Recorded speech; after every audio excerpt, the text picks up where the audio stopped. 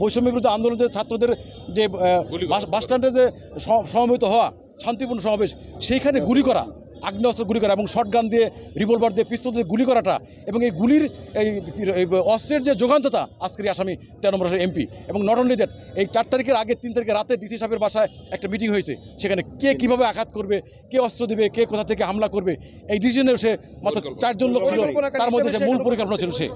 এবং অস্ত্র যোগান্ততা আজকের এই আসামের মধ্যে ছিল। এই বিষয়ে আমাদের প্রচুর আমরা বিজ্ঞ আদালতকে আমরা বলেছি, বিজ্ঞ আদালতের বিবেচনা করে সেই বিষয়ে 4 দিন রিমান্ড দিয়েছে। এমপি আমাদের দৌলতপুর ঘেউর শিবালয়ের সাবেক এমপি, সে তার আশ্রয় প্রশ্রয়ে, তার অস্ত্র যোগানদাতার কারণে আজকে এখানে 222 জন আসামি এবং সে 22 জন আসামি হচ্ছে 13 নম্বর আসামি। সেই আসামি আজকে সে গ্রেপ্তার হয়েছে এবং বিজ্ঞ আদালতে রাষ্ট্রপক্ষ থেকে তাকে 10 দিনের রিমান্ড চাওয়া হয়েছে। বিজ্ঞ কোর্ট তাকে 4 দিনের রিমান্ড মঞ্জুর করেছেন এবং 7 কার্য দিবসের মধ্যেই এই কার্যক্রম শেষ করে বিজ্ঞ আদালতে প্রেরণের নির্দেশ দিয়েছেন। সেখানে আজকে আসামি, বিশেষ করে আজকে ওই 4 তারিখে যে শান্তিপূর্ণ ছাত্রদের উপর যে আন্দোলনে যে উপর্যুপরি গুলি করেছে, এই গুলির সমস্ত অস্ত্র যোগানদাতা ছিল আজকের আসামি নাইমুর রহমান দুর্জয়। শুধু তাই না, ওনার অতীতে অনেক কিছু আছে। বিশেষ করে দৌলতপুর ঘিউর শিবালয়ের যে বালুমহলে তার অনেক বড় কেলেঙ্কারি। নট অনলি দ্যাট, বিশেষ করে শিক্ষা প্রতিষ্ঠানে আজকের যে শিক্ষা প্রতিষ্ঠান, সেখানে অনেক অযোগ্য লোক 10-15 লাখ 20 লাখ টাকা নিয়ে অযোগ্য লোককে হাই স্কুলে শিক্ষকদের নিয়োগ দিয়ে শিক্ষা প্রতিষ্ঠানকে একদম ধ্বংস করে ফেলেছে।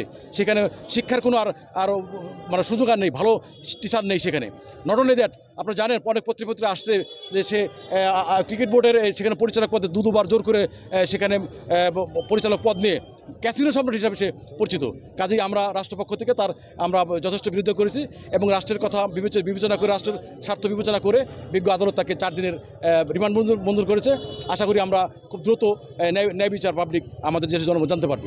এবং বৈষম্য বিরোধী ছাত্র আন্দোলন থেকে আপামর জনতার একদম আপনার তৃণমূল পর্যায়ের থেকে একটা অভিব্যক্ত হলো যে দোষীরা যেন দৃষ্টান্তমূলক শাস্তি পায়।